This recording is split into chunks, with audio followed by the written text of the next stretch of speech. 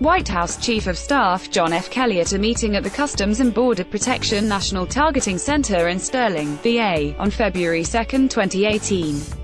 Mandel Nahn, AFP, Getty Images. White House Chief of Staff John F. Kelly said Tuesday that President Trump is not expected to extend a March 5 deadline for when legal protection and work permits begin to expire for young immigrants known as dreamers, raising the stakes for lawmakers struggling to reach a solution. Doubt very much Trump would extend the program, Kelly told reporters during an impromptu interview at the U.S. Capitol. He told reporters that he was not so sure this president has the authority to extend it, because the Obama-era Deferred Action for Childhood Arrivals program that protects roughly 690,000 undocumented immigrants was not based on law.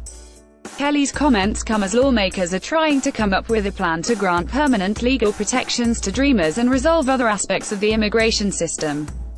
Kelly also said he would recommend against Trump accepting a short-term extension of the program legislative patch. What makes them act is pressure, Kelly said of Congress. Demonstrators hold up balloons near the U.S. Capitol during a DEC 16, 2017 immigration rally in support of the Deferred Action for Childhood Arrivals and Temporary Protected Status programs. Jose Luis Magana, AP Trump announced the end of DACA in September, giving lawmakers until March 5 to come up with a permanent solution. But a federal court last month ordered the Department of Homeland Security to continue accepting applications for DACA, prompting some lawmakers to say that they would have more time to resolve the issue. Attorney General Jeff Sessions is appealing the court ruling, and unless higher courts rule on the legality of the program, DHS will be required to continue renewing DACA visas. Last month, Trump unveiled a four-part plan to deal with urgent immigration issues and used his State of the Union address to endorse a plan that would legalize the status of 1.8 million dreamers, more than the actual number of young immigrants currently protected by DACA. Kelly called Trump's endorsement of legalizing a larger pool of immigrants stunning, and no one expected it. There are 690,000 official DACA registrants, and the president sent over what amounts to be 2.5 times that number, to 1.8 million, he said. The difference between 690,000 and 1.8 million were the people that some would say were too afraid to sign up, others would say were too lazy to get off their asses, but they didn't sign up. Kelly said he couldn't believe that lawmakers would vote against Trump's immigration plan given how generous it is. Before the champions of DACA were members on one side of the aisle, I would say right now the champion of all people who are DACA is Donald Trump, but you would never write that. About 800,000 have applied for and received DACA protection since the program began in 2012. The Nonpartisan Migration Policy Institute has estimated that at least 1.3 million people are immediately eligible for the program. During his State of the Union address last month, President Trump endorsed granting permanent legal status to 1.8 million immigrants brought to the country illegally as children.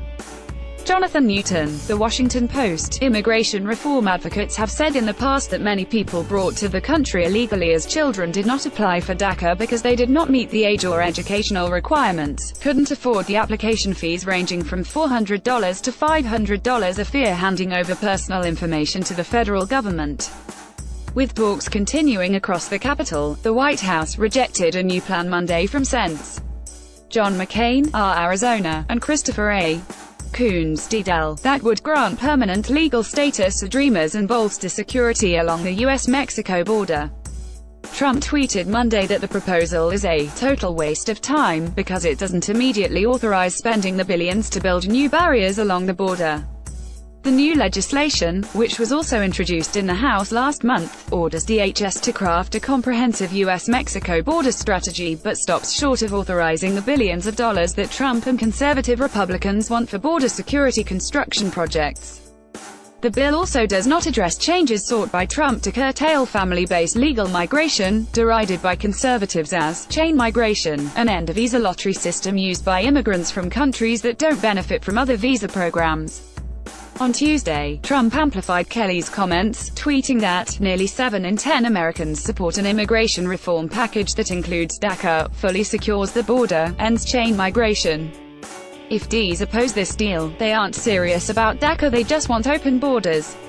In a separate tweet, Trump said that, "We need a 21st-century merit-based immigration system," and added that current family-based legal immigration programs and the diversity visa lottery, are outdated programs that hurt our economic and national security. At the Capitol, Kelly reiterated the administration's position that Dreamers are not a priority for deportation, presuming they avoid breaking the law. Homeland Security Secretary Kirstjen Nielsen has said previously that her department would not target Dreamers for deportation. But Nielsen said in an interview last month with CBS News that DHS will enforce the law. With lawmakers deadlocked on how to proceed, the top negotiators for each party spoke out on the Senate floor Tuesday and accused the other side of inaction.